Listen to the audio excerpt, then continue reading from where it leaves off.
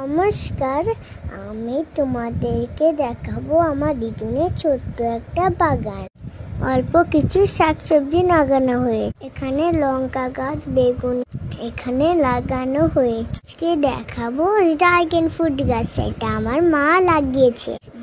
এখানে পালং শাক, ধনেপাতা গাছ লাগানো হয়েছিল।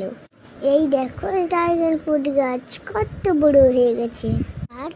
আর তার পিছনে ছোট্ট একটা ড্রাগন ফ্রুট গাছ হয়েছে। তার উপরে দেখেছো কলা হয়ে গেছে।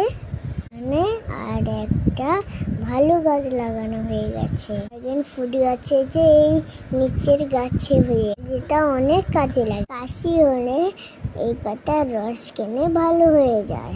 এই পাতা এটাকে আমাদের কাশি পাতা গাছ বলে।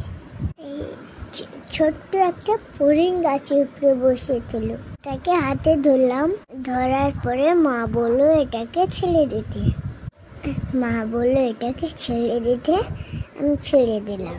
প্রজাপতি গাছে ফুলের উপরে বসেছিল, বেগুন গাছে বসেছিল, দিয়ে সে উড়ে পালিয়ে গেল। বেগুন গাছে ছোট্ট পাখির বাসা দিয়েছে। সবজি গাছের যত্ন আমার দিদুন করে। এখন আমি বাড়ি যাই, টাটা।